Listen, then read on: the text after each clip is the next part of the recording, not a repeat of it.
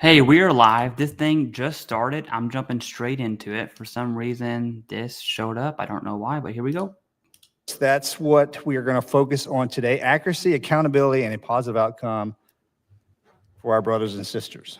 When a veteran files a claim for disability compensation, Veterans Affairs is responsible for helping the veteran prove their eligibility for benefits. And for years, VA has relied heavily on its own clinicians at VA medical centers to perform these exams. As demand has increased, VA turned to vendors to help handle the workload to ensure quicker process rates and shorter wait times. Today, more than 90% of all exams are done outside the VA through contractors. Sourced out of four major contractors, these multi-year contracts cover more than 9 million exams and a multi-year budget ceiling of $13 billion. A contracted medical examiner uses a disability benefits questionnaire, or DBQ, to document the veteran's symptoms and medical findings. MEO, the VA office responsible for exam oversight, ensures DBQs meet quality standards, that vendors are held accountable, and that the taxpayers' investment is delivering for our veterans. According to a recent report from the Government Accountability Office, that might not have happened over the past couple of years. The Accountability Office found that MEO wrongly awarded millions of dollars in financial incentives in 2024 to vendors who did not meet performance standards. Production, customer satisfaction, exam quality, timeliness in scheduling, and timeliness in completion as well. When vendors meet or exceed these metrics, they can earn a bonus or face financial penalties if they fall short. The Accountability Office found that MEO used a manual process to calculate these incentives, which had no standardized checks or formal written procedure to verify the accuracy of payments. Apparently, MEO miscalculated performance scores and overpaid vendors, again, by millions of dollars. The office charged with maintaining quality assurance and disability claims for veterans did not consistently apply the standards that are necessary. Accountability Office recommended MEO develop written procedures and automated verification tools. MEO says they've started doing that, which is obviously a great step forward. The Accountability Office also found that MEO has fallen short in meeting its own schedule for special focus reviews, known as SFRs. These reviews are supposed to happen every 2 years for complex claims such as traumatic brain injury, military sexual trauma, and Gulf War illness. These are the cases most prone to error, where exam quality can make or break a veteran's claims. 2 are overdue, and the third one, a start date has not been provided, from what I understand. Let me be perfectly clear: if there's one area where you can't cut corners, it's in the cases revolving around post-traumatic stress disorder, and traumatic brain injury. Without these reviews, MEO has no way to know if its previous corrective actions are working or if the exam quality is improving. Without understanding if exam quality is improving, it also means MEO cannot update examiner training or identify and correct DBQ errors. The same errors keep happening, leaving some veterans with delays or incorrect decisions. This is a systematic failure.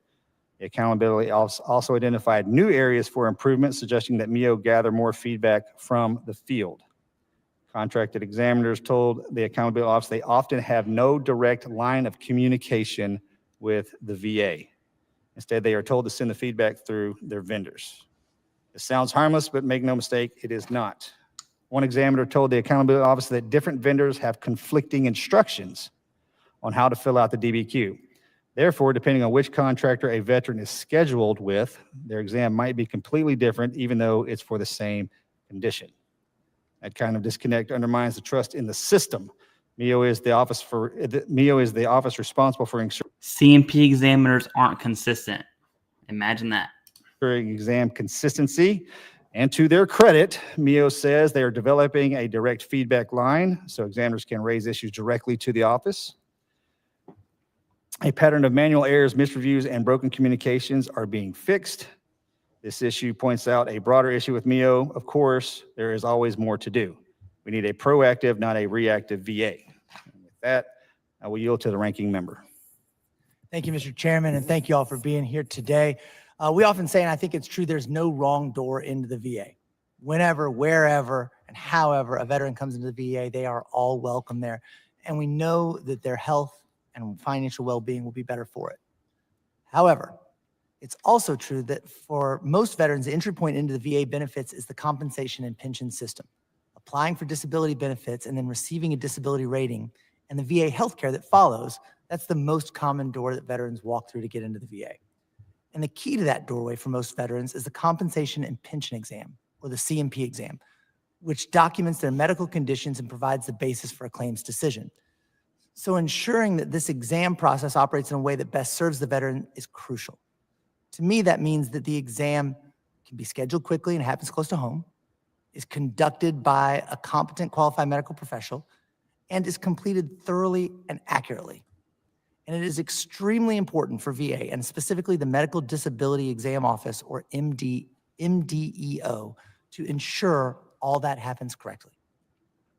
Unfortunately, in too many instances, it seems that our current system of contracted exams fails a lot of veterans, and MDEO fails to oversee it properly. You can just come to my office and take some of the calls, or go. Hey, really quick. This is of all the like YouTube thumbnails, you know, major news, big change, all this is happening.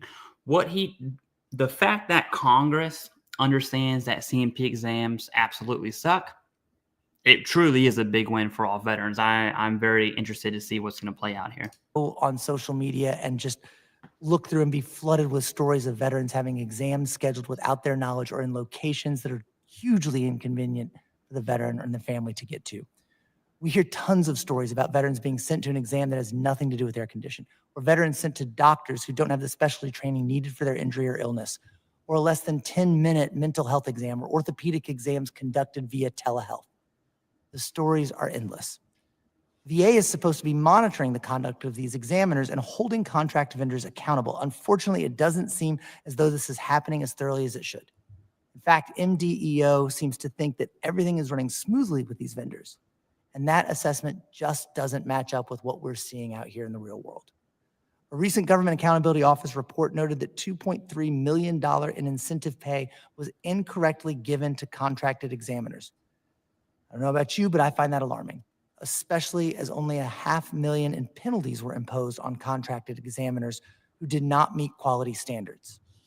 To me, that seems low based on what we hear from our constituents. So today, I hope that you all can help us square that circle, because I look forward to hearing about the progress that the NDO has made after the significant backlog experienced during the 2020 pandemic. And I look forward to an honest discussion about where MDO is falling short and not living up to its mission to serve veterans, because that's what we do here.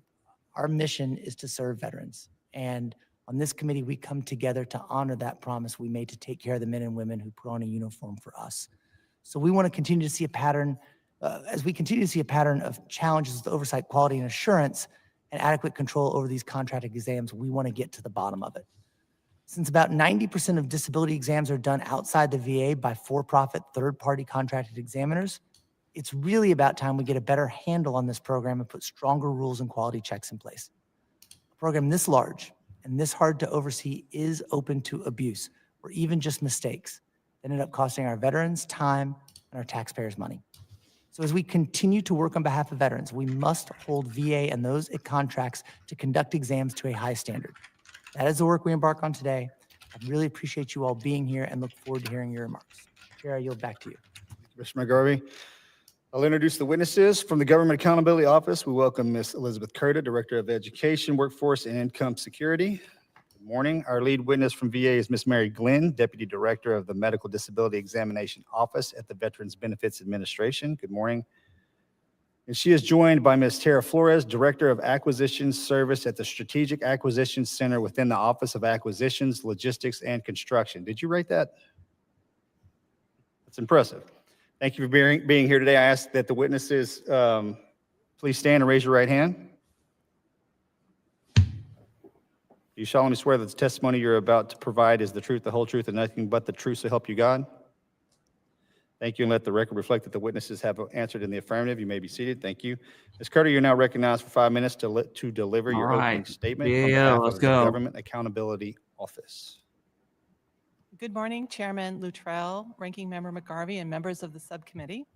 I'm pleased to discuss GAO's work on VBA's oversight of the quality of contracted disability examinations. When veterans file claims for disability benefits, VBA claims processors may request medical exams for veterans before making decisions on their claims.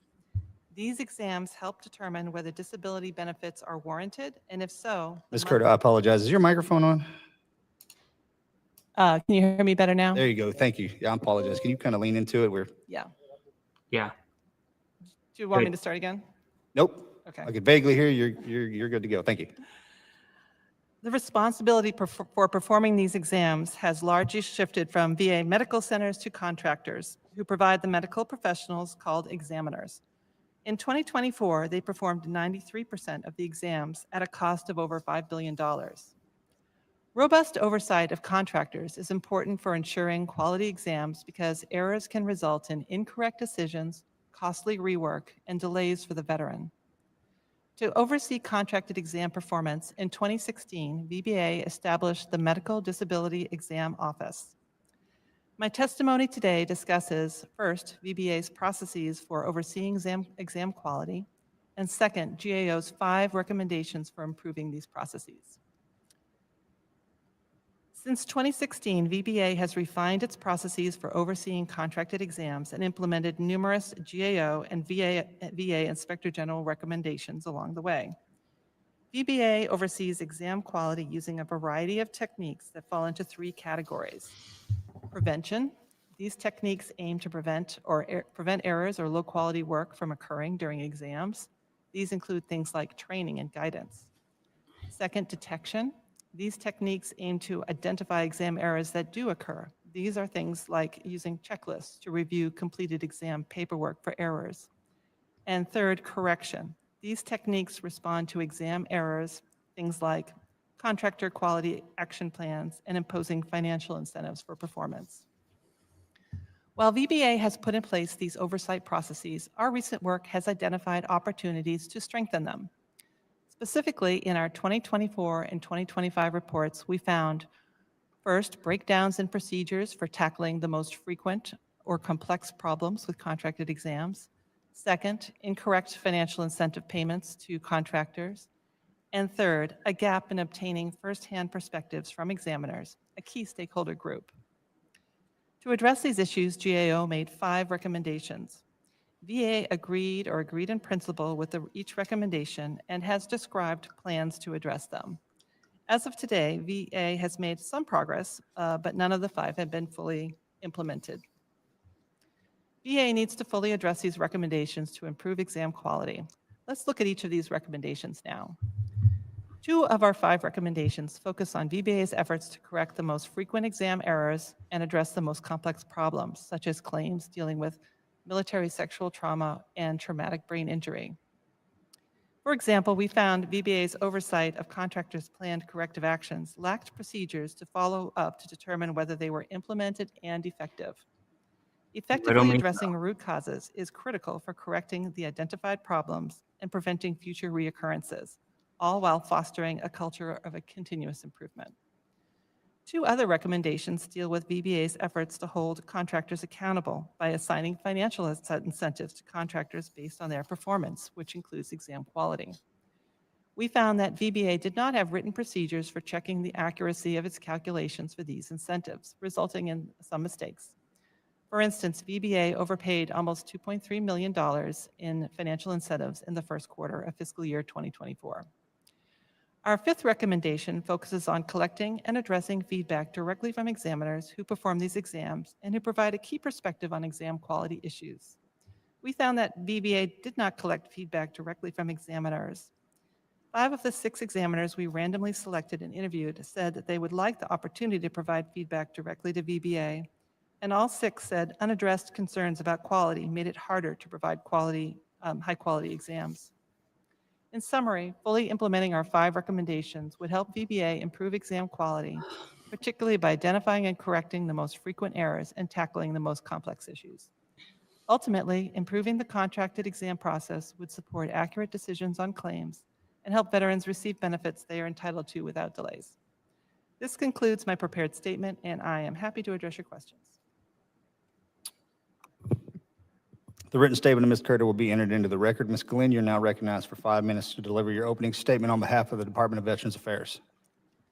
Thank you, sir. Good morning, Chairman Luttrell, Ranking Member McGarvey, and distinguished members of the subcommittee. Thank you for the opportunity to appear before you today to discuss disability examinations administered by the Department of Veterans Affairs. I'm joined today by Tara Flores, Director of Acquisition Service, Strategic Acquisitions Center. Over the last several years, VBA has made concerted efforts to improve the contract exam experience for our veterans while simultaneously improving output and accuracy. During this same period, several landmark pieces of legislation, such as the PACT Act, were signed into law. These pieces of legislation led to unprecedented increases in the number of exams requested for veterans. Due to the unexpected increase in volume, VBA took actions to address these challenges, such as adjusting projections and contractual obligations. This included collaborating with the GAO, internal partners, Congress, veteran organizations, and others to identify problems and generate solutions. In FY 2025, VBA completed over 3.3 million examination scheduling requests.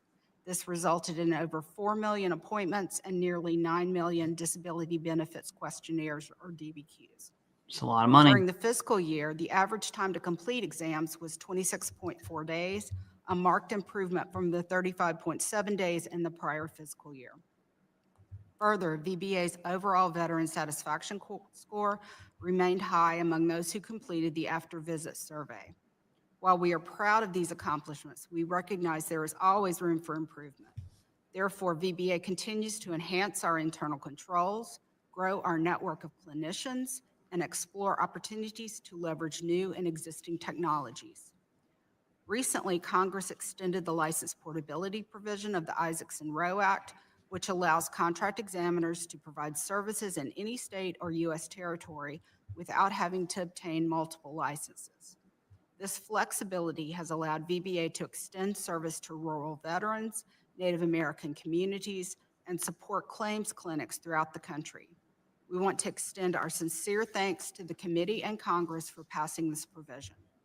This provision is critical to the success of our ability to perform examinations closer to where the veteran lives. VBA is most excited about the opportunity to modernize the disability exam process by evaluating advanced tools and technologies and reducing administrative burdens. A key area of focus is to enhance our processes so that we can make more decisions based on the information we already have. VA is looking to leverage new technology to accomplish this. This would enhance veterans' experience by reducing the potential need to attend examinations. Another area of interest is to increase the use of private provider DBQs that are completed by local examiners. This could help reduce the need to travel to an examination, thereby improving veteran experience. Collaboration across the entire enterprise and with our stakeholders is essential to ensuring an efficient veteran-focused service. While VBA continues to innovate and improve veteran experience, we must also realize that there are additional improvements to be made. We continue to partner with GAO to identify issues and challenges and provide recommendations to improve our business processes.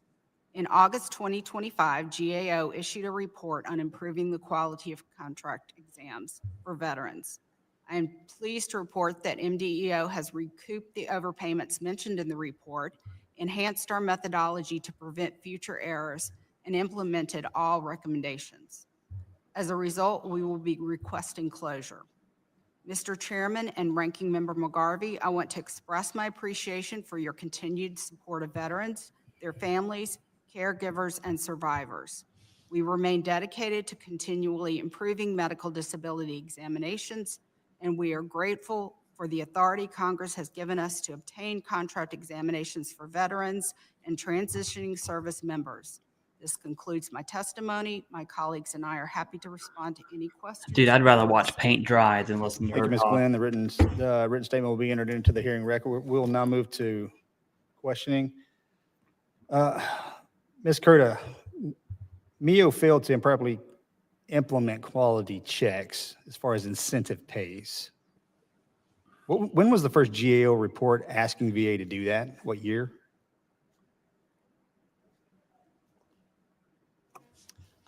We developed that finding in a report that was issued this year in September. This year? Yeah. And from what I understand, Ms. Glenn, you told me that that's being taken care of, correct? Yes, sir. How far along were we, and how did we find how did we find that discrepancy, that payment? How did that show up? It went outbound. Who was looking at it and found it? So actually, it was brought to our attention by GAO. But based on that, we went back and audited all of our incentive and disincentives that were paid since we changed the incentive and disincentive structure. The structure was changed in a modification in September 2021. So we went all the way back to FY22 and checked everything and found no other discrepancies. Okay, so why didn't the vendor say something? We determined. Well, I mean, I got it. I probably wouldn't say anything either if you overpaid me $2 million, however. He gets it. Yes, we determine how much money the vendor will get or not get. The vendor does not tell us how much money they should get for incentives. We tell them, we have a quarterly report, a performance report with them every quarter, and we provide them with the information and the details of their performance. And at that point, we tell them how much they should get, either in incentive. I asked you this question earlier. How or much should they have gotten? So it was that $2.3 million was over 2 different contracts. So it varied based on the contract, and I can get you the specifics after this. Okay, that's got to be interesting to see how that happened. And as far as course correcting this, my question earlier was, is this one specific individual? Your response was no. Yes, sir. So I want you to walk the committee through that, please. So the invoices come in from the vendors. They are immense, but beside the point. They are reviewed by the contracting officer representatives, who then pass it on to their lead for approval. And once that approval is done, the funding packages are sent forward through a portal, and they go to the Office of Financial Management, who controls the portal. They don't do a check on it, but then it goes straight to the Treasury. So the way I understand it for our conversation is now there's a series of checks and balances Yes, sir. internal Yes, to the sir. VA. Yes, sir. Previously, That way this this was- problem does not happen again. Now my question is, 2 contracts for 2.3 million plus or minus, and incentive pay is for them to complete their job, which we pay them to do anyway. Is that bonus included in the initial contract, or is that something that the VA say, this is a great idea, we're going to give you this to keep going? No, sir. The incentive and disincentive structure is built into the contract, if that's what you're asking me. It is, but you told me, explain to me how that works, because you told me earlier that the VA creates that number that you pay the specific corporation. So if it was Yes, already it's in based there. on- it's based on their- Hold on for a second. So if the number is inside the contract, they would know how much they're supposed to receive, They- correct? The number in the contract is a percentage of their invoice. So. Which is laid out in, I'm assuming, phases. So they hit phase 1 and completed phase 1. They would know the percentage of the incentive pay that's coming their way. Yes, sir. Okay, great. And so when they got $1.5 million more than what that contract stated, you're telling me they didn't call you up and say, hey, you overpaid us $1.5 million. No, sir, because there are changes to the invoice quite frequently. Some of the charges that they put on the invoice may be erroneous, and we make them go back and either correct them or. Apparently, we missed that. If How- we paid them $2.3 million. How did the vendor miss it? No, we did. The proverbial we, the VA. Oh, yes, sir. It was at that point in time a manual process being reviewed by, as I said, a couple of people. We have changed that now. We have an automated process that is put into place. We have a statement of operations that everybody will follow. It is a written statement. We have checks in place. We also have an audit contract now. Okay, Ms. Glenn, I will come back to that question. Apologies, Ricky, remember thank you, continue. We have an audit contract in place, and we're working with VA's data team to further refine our reports and provide us with an additional check on the invoices. Okay, and we just created this recently, and we've been doing this for a very long time. Yes, sir, that has been something that Remarkable. we've been trying to do. Okay, thank you. Mr. McGarvey, sir, you're recognized. Thank you, Mr. Chairman. Ms. Glenn, we'll just stick with you. How much money does MDEO pay contracted medical examiners annually? Sir, we do not pay the examiners. We pay the vendors, and the examiners are subcontracted through the vendors. How much do you pay the vendors?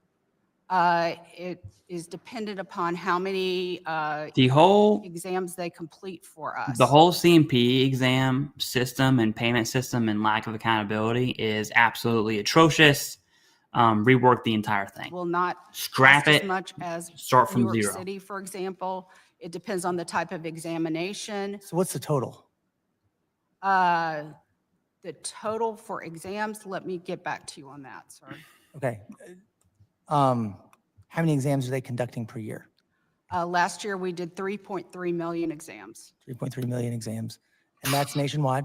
Yes, And- nationwide and internationally. Okay, and you're telling me that there can be different costs depending on where those services are, fine, but we do want to know how much you're paying total every year in this. Do you know roughly what the cost is per exam? I do not off the top of my head, Okay. so let me take that back. Do you know whether it'd be cheaper or the same price or more expensive if those exams are done by VHA employees? I do not have that information right now, sir, but I will say that VHA can't do every it. exam request that comes in hits against VHA first, and it only comes to the contract if VHA does not have the capacity to complete that examination close to the veteran's home. Right. But you'll get us the information Yes, sir. about the difference in how much it costs. Okay, good. Program you're overseeing is really large, and we're getting that by some of the answers you don't have today. Do you have everything you need to properly oversee this program? At this point, yes, sir. I mean, there's a lot of improvements that we want to make, as I pointed out in my opening statement. There's a lot of technology that we want to check out and see if it can help us improve our process. We thank you so much for the license portability extension. That is a major thing for us, and it really helps us be able to provide exams in rural areas and across the country. So I asked you if you have everything you need. You said yes, and then you told me the things you want. I'm gonna ask you again, do you have everything you need to properly oversee this program? There's always room for improvement, sir. Okay. Let us know what those are. Okay. Because we want to make sure that our veterans are being taken care of and that taxpayer money is being taken care of, and we can do both of those things at the same time. I understand that MDEO lost a lot of staff at the beginning of the year. Have you all replaced those employees? We have enough staff right now to continue to do our primary mission. We did lose some people. Some were expected retirements. But we are still keeping on, and we continue to be able to provide examinations for veterans and keep track of those examinations. That was a government answer. So you've lost employees. You say, I get it. Burn We're it not- down, dude. We want to take care of our veterans. We want to give you the Start tools over. you need to take care of our veterans. What happened? What do you need? So again, I would say that we are going to be able to do that. We're hopeful that a new organization chart will be coming out shortly and we'll see what that looks like. And but we have enough people right now to continue our primary mission. Okay. We'll keep hitting on some of this stuff. We want to get to the bottom of it, not just have government speak here in this committee. There were a lot of cuts because of DOGE earlier this year, and there were a lot of contracts that were cut. MDEO had several significant contracts canceled, including one to conduct financial audits and invoice validations, and one to collect data from veterans and their experiences. Has the VA restored any of these contracts and or otherwise replaced the capacity to do so? Yes, sir. We were able to restore the financial audit contract, so it is now in place. And we are working with the Veterans Experience Office, and they have helped us develop a new survey, which started going out to veterans the first week in September. Okay. Ms. Curtin, I'm going to ask you a question really quickly. I understand that you all were tracking those cancellations as well, and your August 2025 GAO 25-10-78-43 report, GAO said VA should do a better job making sure its contractor incentive payments are calculated correctly. Does that answer line up with what y'all are seeing? And do you feel that MDEO needs those services, whether contracted or in-house, to do proper oversight? You have very little time, and I apologize. Yes, I think those contracts are necessary. They factor into the incentive payments, which consists of quality, timeliness, and customer experience. And so if you're missing the people who validate the timeliness measures, if you're missing the customer experience measure, then you're not going to be able to calculate the performance incentive payment, or they may be incorrect. So I think they are important. And I want to point out the Veteran Experience Survey was recommended by the IG as to be done externally to the agency. And I don't know, I think maybe now it's being done internally. I wonder if the time recorded the veteran is speaking to the examiner is part of that, because how many 4-minute, 5-minute, less than 10-minute exams do we see? Bureaucracies, good bureaucracies are necessary and okay. We need that. Stovepipes, not so much. And what I'm hearing here seems to be some really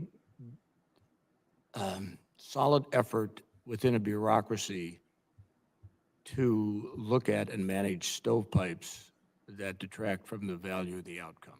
So in recent months, I've heard from veterans and VSOs in my district that critical medical evidence meant to support a veteran's claim is not consistently reaching compensation and pension examiners at the VA.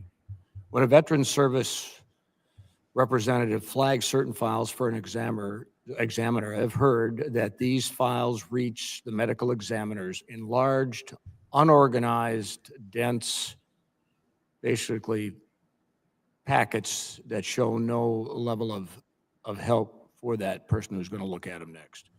When that evidence doesn't reach the examiner or is not properly organized, exams are conducted without key facts. I think we'd all agree. DBQs could be completed inaccurately, leading to a denial by the VBA. So combined with GAO's findings on exam oversight gaps and delayed quality reviews, it's clear that there's some systemic breakdowns affecting those veterans' outcomes. So I'm trying to understand what causes the breakdown.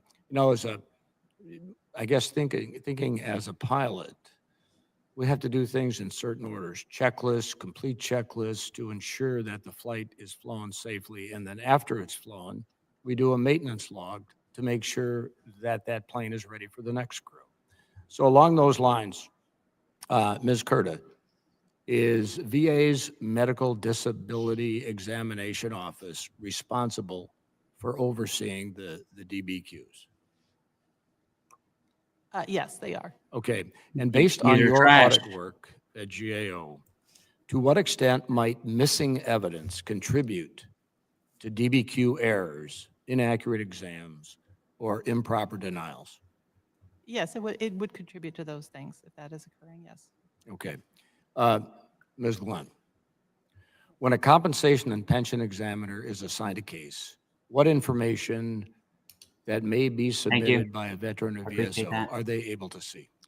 Yes, sir. If it's in the veteran's claim folder, everything is sent over to the examiner. Okay, so then what quality controls are in place to verify that required evidence appears in the exam packet before the examiner conducts the evaluation? Have they got the whole maintenance log on this veteran? Yes, sir. It is done automatically. As soon as a veteran is scheduled for an examination, it's an automatic push to the vendor. The entire file goes over. The push is automatic. How is the vendor's evaluation of the data in front of verified that they had it all? So to your point about marking things, the claims processors also review the file, and they do tab evidence that could be relevant, but it is the examiner's job to review the entire file. And we do check and make sure that the entire file goes over. Is it a random check or a 100% check? I could not tell you that, sir. I'll have to get back to you. Okay, well, Ms. Glenn, will MDEO commit to reviewing the process? That's what I thought too, and form Kish. in which medical examiners receive a veteran supporting documents? So basically standing there looking when that uniquely organized packet shows up? Yes, sir. Well, again, I see my time is about to run out. We know one thing for sure. Veterans never quit. We can't quit on the veterans, and we have to continue to refine the oversight and the detail of that oversight in an ever-changing world where we use the processes available to us now to be better at what we do on the veterans' behalf, because they're counting on us. So with that, Mr. Chairman, I yield back. Thank you, General. Mr. Babbitt, sir, you're recognized for 5 minutes. Thank you very much to the chairman and ranking member for holding this session. Ms. Glenn, if I can start with you. We heard from Ms. Kurta before about a recommendation around the non-collection of feedback from examiners who want to offer it to make sure that they're giving feedback to VA, that things are moving ahead for veterans as quickly as possible, and that processes are being improved. So you said that you implemented all recommendations. Can you speak to how you're collecting feedback from examiners and what value you think that's going to provide? Yes, sir. Thank you. Yes, we have established a portal for the examiners to be able to come directly to MDEO and provide us with feedback. The portal was announced on the learning management system that we give to, that all the examiners have access to, as well as we had the vendors put out an announcement that the portal was live and ready to go. And we also sent emails to each of the examiners and told them individually that the portal was live and here was the link. So the portal was live by the end of September. I have a staff of people who are regularly reviewing the questions or answers. We've even gotten compliments coming through the portal. So we are looking at all of those as they come in. If there's anything that needs action, we are referring it to the proper place. So far it's been successful. So you're not proactively soliciting that feedback by going to the examiners. It's sort of like a suggestion box where examiners can just submit on their own. Well, we did send them an email and let them know that it was live, and we had the vendors tell them all in their chain. And we also, it is a flag across the top of the learning management system with the link that they can click on and give us the extra information. Okay. Well, I'd be interested to see how that's working and if that's giving you some constructive information that you can then use to help improve processes. I want to ask about another thing that is a pain point for veterans. We hear about it all the time in our office, and that's scheduling. In September of this year, a Navy veteran from the town of Freedom, New Hampshire, who's 100% service-connected and battling cancer, contacted our office because she was in pain, needed medication, couldn't get her exam rescheduled. Days later, she contacted us again because another appointment was suddenly canceled because VA failed to send the medical records to the contract examiner. Her experience isn't unique. We hear routinely from veterans experiencing roadblocks and trying to secure or reschedule an appointment. And so contracting out the exams was supposed to speed things up to get benefits to veterans faster, but this isn't what a lot of veterans who are reaching out are experiencing. So, Ms. Glenn, what options do veterans have when they're assigned an appointment at a time or location that they can't attend? And why is rescheduling so difficult when we know that veterans are going to bear the consequences if they can't make it? Yes, sir, we realize that is a pain point, and we are working very hard and to try to make it a better place.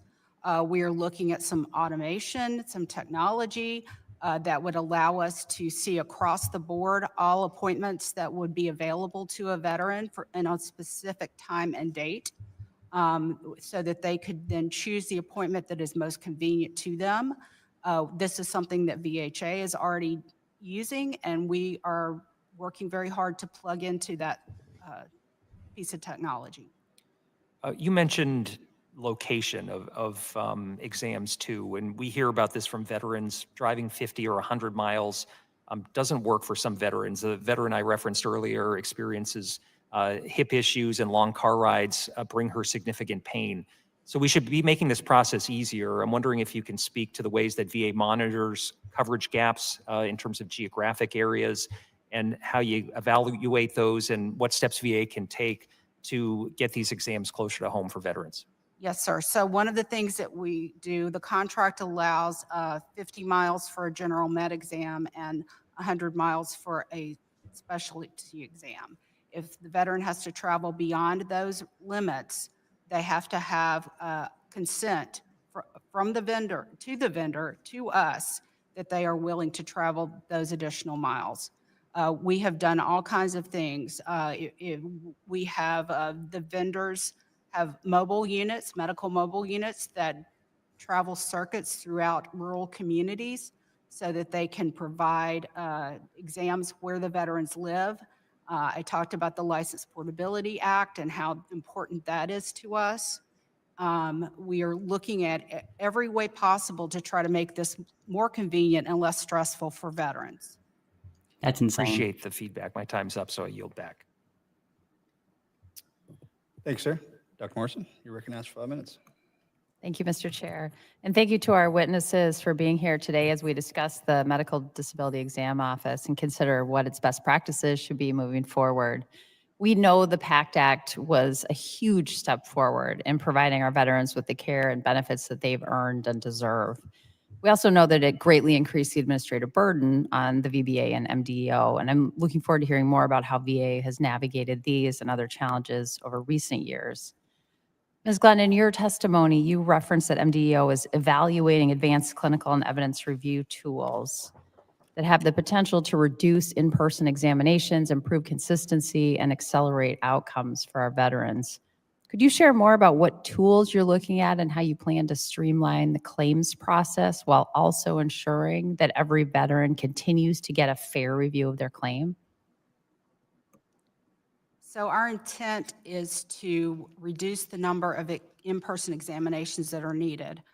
We want to be able to rate or make a decision for the veteran based on the evidence that they submit to us that's already of record.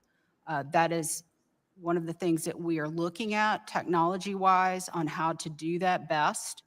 And we are actively pursuing and looking at different options and talking to the experts about the best way to move forward.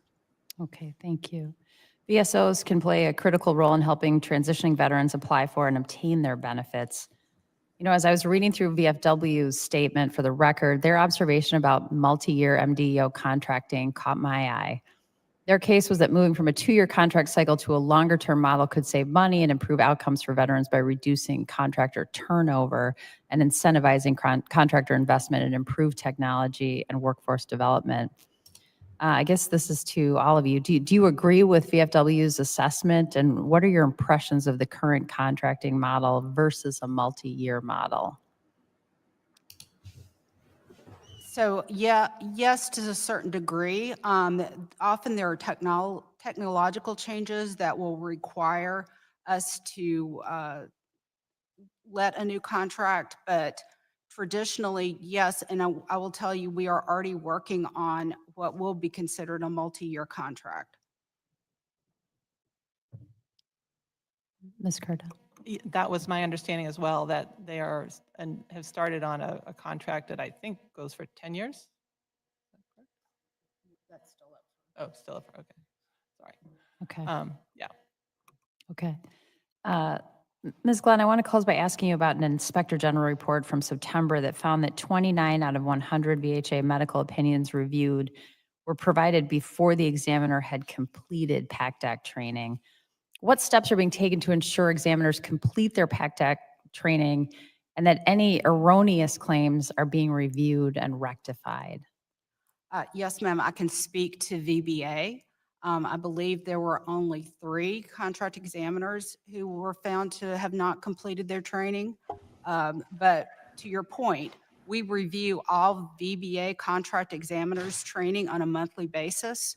The vendors are required to provide us a list of all of their active examiners every month, and we run that against our learning management system to ensure that all of the examiners have completed their training before they start to complete exams.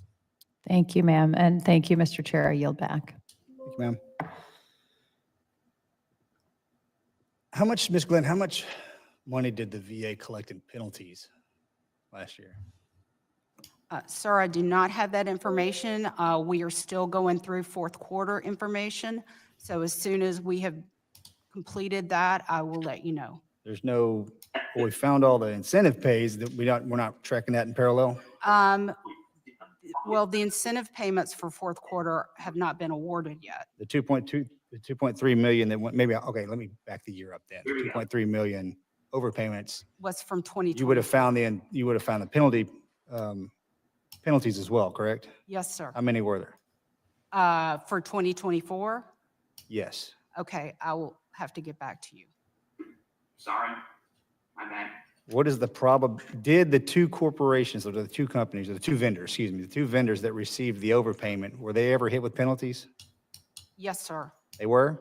That magic number wouldn't happen to be the same amount as the overpayment, would it? No, sir. Are we certain? I'm positive, almost positive is not the exact same number, but I will be, Plus or minus $5 maybe? no, sir, I cannot say off the top of my head. I will be happy to get that for you and give it back to you. Okay, I just want to make sure that the vendors aren't taking advantage of the situation. Yes, sir, I'm understood. sure you can appreciate that. Yes, sir. As far as examiners go and they respond to the portal, is the staff, your staff, responding directly to the examiners? Oh, yes, sir. In some instances, we have, if the situation warrants. As I said, as I said, some of the things that we've gotten have been compliments. Some of it has been suggestions. Some of it, there's just a whole wide variety of things that Are the they're coming to examiners us about. apprehensive about responding to the portal in fear of, I shouldn't say it that way, because of maybe retribution from the vendors? The vendors do not get this feedback unless we give it to them. And Well, they're going to have to eventually, because if the examiners are contacting the VA about a problem set, the vendors are going to eventually have to find out of it because they're the ones telling the examiners what right. to do. But the examiners have the ability to come back to us through the portal anonymously if they choose to. Sure. There is a text box where they can type out whatever they feel like they need to say. I got it. I'm kind of worst case scenario in this, which usually has a tendency of playing out around here. So if you go to a vendor and say, hey, we recognize there's a problem. Well, the first question the vendor's going to ask is like, well, how did you know about that? Right. So we would tell them we got it through the exam portal, but Well, you I can't don't say that because believe- then they're going to know who sent it. Well, not necessarily, sir. They have thousands and thousands of examiners that work for them. Okay. Probability. Got it. Okay. I interviewed a CMP examiner a while ago who requested to take that video down because of what they said. And long story short, most of the private medical opinion people, oh my gosh. Okay, we're right here. Most of the private medical Nexus letter companies were CMP examiners themselves. And the reason they do it on their own, I mean, 1, they make more money, but 2, they all say from their perspective as a CMP examiner that they felt like they weren't doing right by the veteran. So chew on that. Wherever and however a veteran comes into the VA, they are all welcome there. And we know that their health and financial well-being will be better for it. However, It's also true that for most veterans, the entry point into the VA benefits is the compensation and pension system. Applying for disability benefits and then receiving a disability rating and the VA healthcare that follows, that's the most common door that veterans walk through to Nope, get into nope, the VA. nope. Goes We're way in front straight of to that. the treasury. How many exams are they conducting per year? Last year, we did 3.3 million exams. 3.3 million exams. And that's nation. Oh my goodness. Hold on. Relevant, I but jacked it this is the up big examiner's time. job to review That's the Papa, entire that's the file. doctor. And we do check and make We're about to sure hit that the closing. entire file goes over. Yes, sir. They were? That magic number wouldn't happen to be the same amount as the overpayment, would it? Here we go. Now we're back.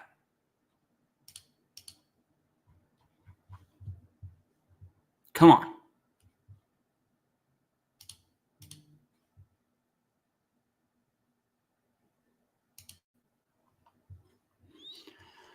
Why did I mess that up?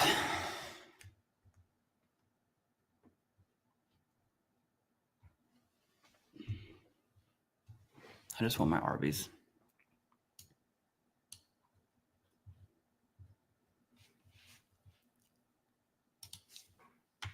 Okay.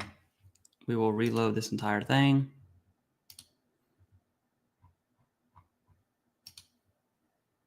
Go out and look at these facilities and make sure that anything that is wrong, such as the fire escape, Is what we want to see happen, and we need your all's help with that. Ms. Glenn, I'm going to go back to you with a couple of specific questions. The Paralyzed Veterans of America wrote in their statement for the record today that their concerns regarding accessibility of exam locations. In the wake of a 2024 OIG report on the matter, they cited that more than half of the 135 facilities they visited had accessibility barriers. This is obviously a problem when you were talking about screening for veterans with disabilities, not having accessibility at the places where they're going for the screening. So what actions is the VA taking to ensure that they're providing adequate oversight to the contractors and the facilities that they occupy? yes, sir. Well, it's twofold. First of all, we require that the vendors examine each facility that they send veterans to.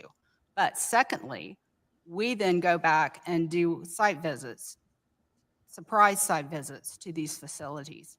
In FY25, we were able to do 159 site visits. We plan on doing more in FY26. We have a plan in place, and we will hopefully be able to soon execute it. Okay, but again, this is an OIG report. This is a statement in the record today that of the 135 they visited, half had accessibility issues. Yes, sir. And you're telling me that the vendors are certifying that these venues don't have accessibility issues. I mean, half, that's a pretty big statistical sample. We've investigated ourselves and we find nothing wrong, is what he's saying. But then your answer kind of says, we're doing these things, but half aren't. So how are you getting feedback directly from our veterans who use mobility aids? How are you actually finding out about this? And was this OIG report a surprise? Yes, sir. I would say so.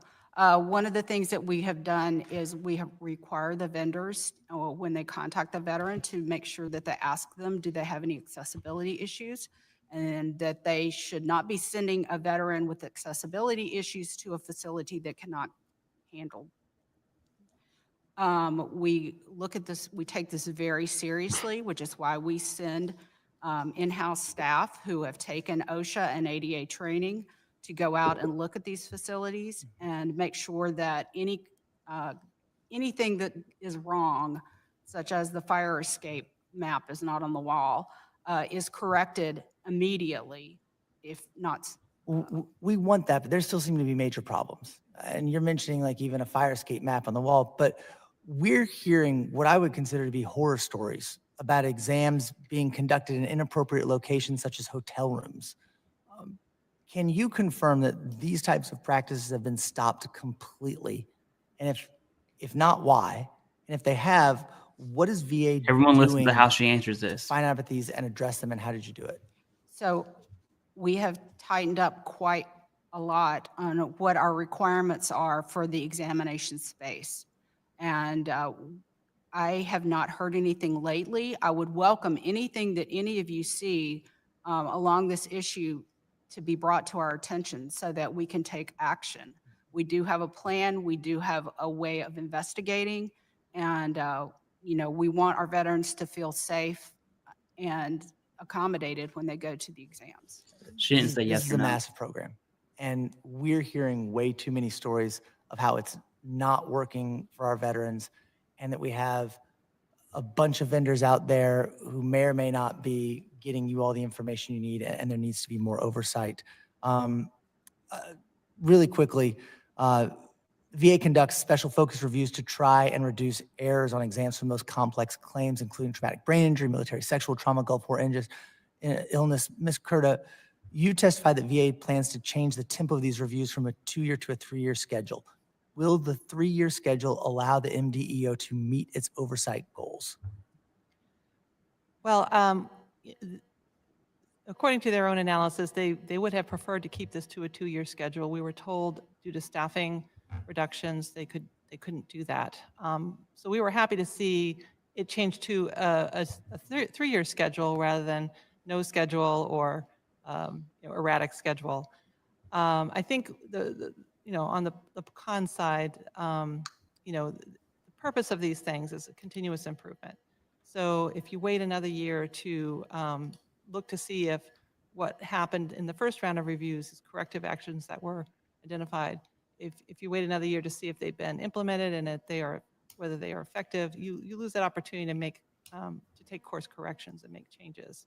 And so I think there is a downside to waiting another year. You miss opportunities, and it could result in inaccurate claims. I have a hard time believing less is more in this case. I also want to say that you said part of this is about staffing issues, and it seems like as part of this hearing, you guys are telling me you don't have staffing issues. This is a problem. Our veterans need to find the front door to the VA, and this is often the way it happens. And we need to make it easier for them to walk in and get the care that we promised them. They put on the uniform. And we've seen what our veterans have done for us in the last 20, 25 years and what they have sacrificed for us. And in exchange for that, we made them a promise. It's not just a legal promise, it's a moral promise that we would take care of them. And it sounds like they are not living up to that with this program right now. We need to do better. Thank you, sir. Mr. Silf, you recognize for 5 minutes, sir. Thank you, Mr. Chairman. I want to get at the errors and the payments. What is the max percentage of the contract that can be rewarded? The max percentage is 3% of the invoice. Of the invoice, okay. So on the two errors that resulted in overpayments, what was the total invoice amount of those 2 errors? Sir, I do not have that information at hand. Okay, but I will get back to you. Okay, so I did the backwards math. So if you paid out $2.3 million and 3% of the invoiced amount, was it the full 3%? I'm not sure, sir. Okay, let's assume that it was full 3%. That means that the invoice amount for those 2 contracts was $76 million. Yes, sir. So we've got $76 million contracts that didn't have enough oversight. Yeah. Yeah, we do. Do the math. This is indeed a problem. And I can see, I think you've already addressed this about the time I left. How many people were reprimanded for the 2.3 million overpayment? The people involved are no longer employed with VA, sir. That's a pretty good reprimand. Have you changed vendors because of it? No, sir. What is the total, if these 2 contracts are $76 million that had errors that got rewarded for 2.3 million, what's the total contract on those 2 vendors? Is it 2 vendors or 2 mistakes in 1 vendor? Listen, I'll have to get back to you on that. And if you're I a told genius, Chairman Luttrell that set up a I would CMP get exam him, company, the amount win the spent government on contract, examinations. let me in on it. We'll be rich, and we'll charge the VA Two whatever we want, contracts. and we can do CMP sure. exams in my Contracts. basement. All Might right, be one vendor, two contracts. I'll take $2.5 million any day. Chairman, I yield back. Thanks, sir. Ms. Curtis, explain to me the TBI scheduling that you and the ranking member were speaking on from 2 to 3 years, please. So this is what part of MDEO's quality control process is to feed to the contractors the most frequent errors in a given quarter. Oh, actually, I'm sorry. that was- Specifically around traumatic brain injury. Yeah. Those were the special focus reviews. This is reviews that they planned to do every 2 years. And what they do is they take a deep dive on the traumatic brain injury and to see what are the root causes of the errors in those types of exams, and then work on corrective actions with the vendors. So the idea being that then they would come back after 2 years and see, okay, what's happening with those errors. And Explain an error to me, please. in the exam. So an examiner filling out the DBQ for traumatic brain injury would make errors. And these particular types of exams and these particular types of DBQs are more prone to error. And so it's getting at the root causes of those frequent errors and correcting. So let me ask you this. I have a background in neuroscience, so right now it's every 2 years. Advancements in neuroscience, it flexes its muscle every day. Matter of fact, when I went through grad school, everything that I learned in grad school is no longer correct. We have built off of that information. So we have the ability to identify traumatic brain injuries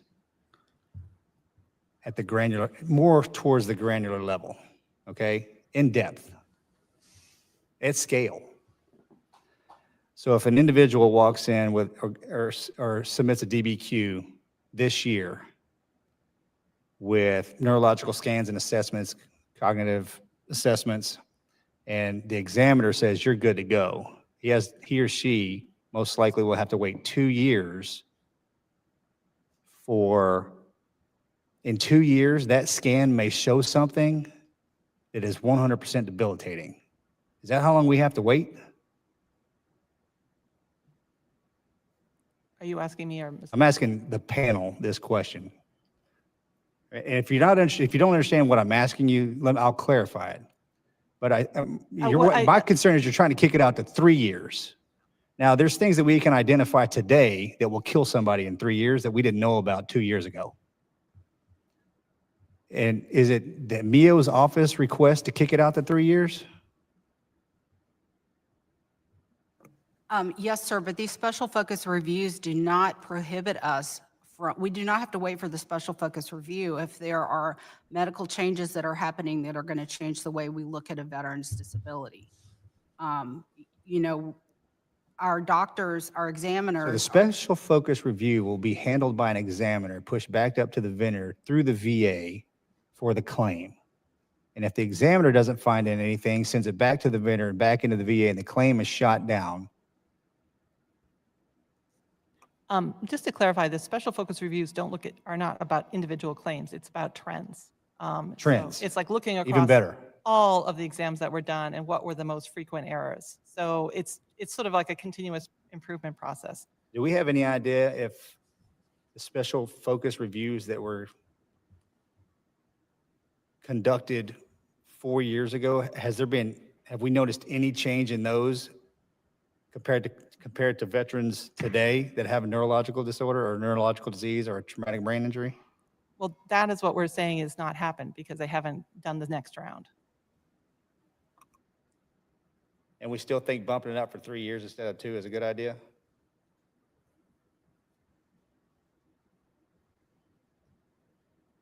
Mr. Lynn, you're in charge.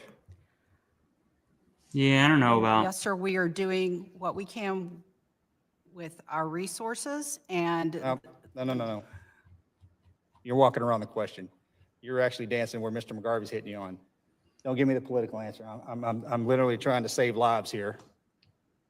Yes, sir. I will tell you that there are additional things that we use besides the special focus review. We do monthly. Oh, you're walking around it again. I'm asking you about the 3 to 2 year. Matter of fact, I think you should bump it back to 6 months or a year when it comes to traumatic brain injury. That's my opinion only.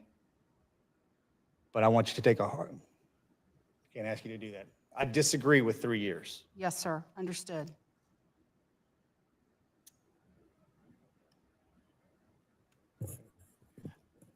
I appreciate Mr. Chairman's line of questioning, so I just want to ask this really simply, and I want a simple answer, because it's an important question. Just simple doesn't mean it's not important. Is it better or worse for our veterans to go from 2 years to 3 years? I would say worse. Thank you. Mr. Chairman, I yield back.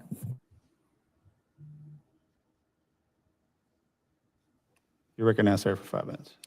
Thank you, Mr. Chairman. I want to follow up on your trends comment because apparently 4 out of the 6 examiners that they examined said they no longer elevate challenges to their vendors because their vendors don't listen to them. How then do you establish trends if your examiners are not sending their feedback to the vendors?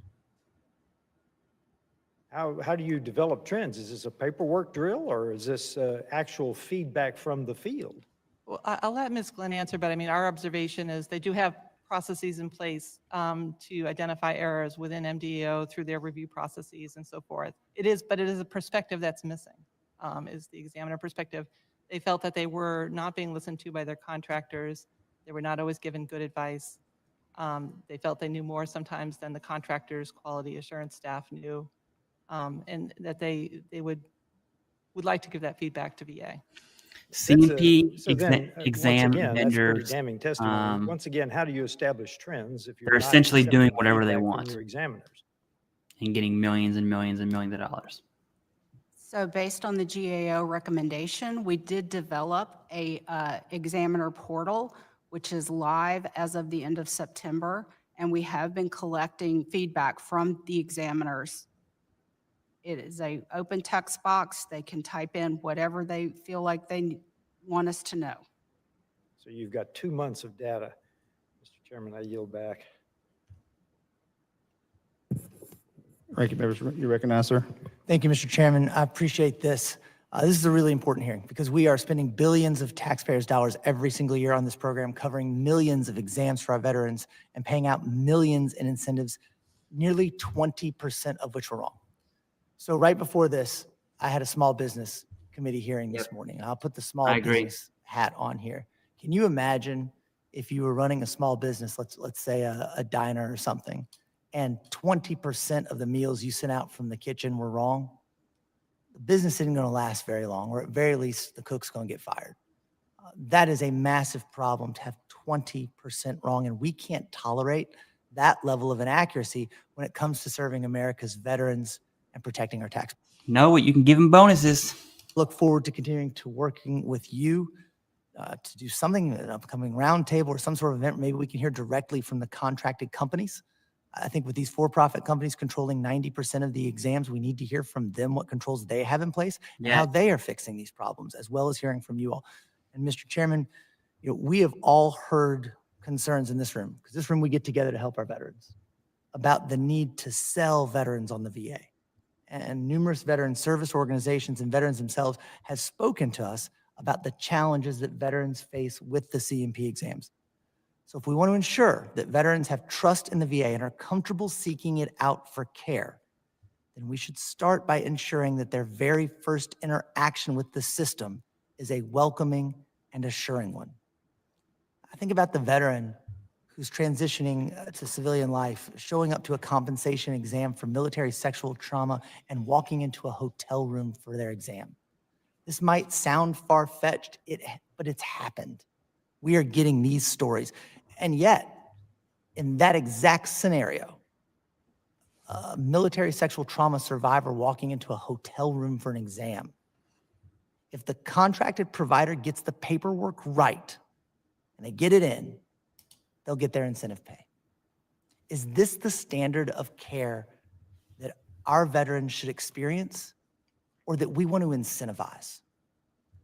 I want to ask the contractor providers what controls not the VA reviewing numbers from the central office, but what controls they themselves have done to adequately ensure our veterans are safe, cared for, and being seen in an I'm telling appropriate you, professional setting. start from zero, I get also rid want of to make all sure that CMP our vendors, veterans are getting the reviews and care they need. When we hear rebid the today contracts, that redo the reviews are moving contracts. from every 2 to 3 years, and that is by your own testimony worse for veterans, we have to do something about that. Let's bring in the heads of these companies. Let's get together. Let's make sure that our veterans, the men and women who were willing to sacrifice everything for our safety and security and freedom, receive the promise we gave them, that when they took that uniform off, we would take care of them. It's exactly what we want to do. It's exactly what we need to get done on this committee. Thank you, Mr. Chairman. I yield back. Ms. Glenn, your office has a very large responsibility. I'm sure you're kind of feeling that right now in this hearing. And I want to Dude, thank she's all having the three of worst you for day what ever. you do for our veterans. She's gonna go home taking a And I nap. say this every committee hearing. You wake up every day, you go in and you do what you can for us. And we pay attention. Myself, to that veteran sitting right there, to the other veterans that are on this committee and abroad. I have almost 40,000 veterans in my district. And I can assure you the most aggressive group in my district are my veterans, are my brothers and sisters. And they talk to us because they have every right to get what they've earned by putting on that uniform and fighting for this country. Every one of them. And there's always going to be mistakes. The human element and the human error, it exists. It does. Your office is responsible, and you in charge are responsible for oversight in your office. Ms. Curta has pointed out quite a few, and I know that you're working on it, and I appreciate that. We will never let that be enough, and it will never be perfect.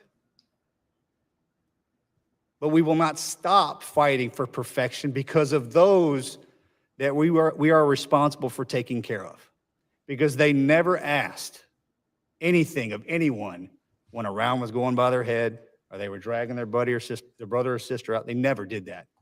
That's why we do what we do. And that oversight goes a long way. You will be back here in front of us. We will ask these questions again, and I expect it will not be the same answers. Ms. Curta will keep us read in. I hate to tell you this, but you are absolutely pinging hard on my radar because of every veteran that you touch. Don't ever forget that's what you're doing, This is okay? awesome. Staff included. I ask unanimous consent that all members have 5 legislative days to revise and extend their remarks and include extraneous material. Without objection, so orders. Hearing is adjourned. She's not going home. She's gonna go to the bar. She's getting absolutely tore up this afternoon. And then she's gonna go home and cry herself to sleep. That was such a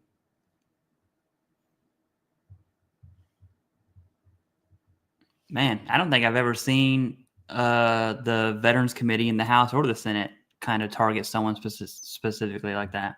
Anyways, long story short, CMP exam vendors are making millions, billions of dollars, and they can do whatever they want without any oversight. And even if the CMP examiner, who by the way is a nobody, okay, they're a subcontract, even if they make noise, it doesn't matter because the vendor is going to report everything's gravy. We're doing exactly what you told us to do. I'm not sure on private company legalities and what they are forced to share with the government or what that policy contract looks like. But what I do know is that the CMP exams are hands down the biggest variable in a veteran's claim always. And more often than not, like the VA gets a lot of hate for denying your claim. More often than not, the VA's hands are tied by the CMP examiner, right? Because they're given that medical nexus, that nexus that is medical in nature. And if you have a 4-minute, 5-minute, 10-minute CMP exam on 6 conditions or on mental health or whatever, I've had less than 10-minute CMP exams for 3 different VA claims. 10 minutes, tops, all 3 claims. Tell me how that's right. It's not. Anyways, I'm traveling tomorrow. I'm trying to push out and get some videos scheduled this week, so I got to bounce. But yeah, that was a good stream. It was a little boring. I mean, committee oversight hearings are never the most fascinating thing, but it's good to stay plugged in. That's all I got.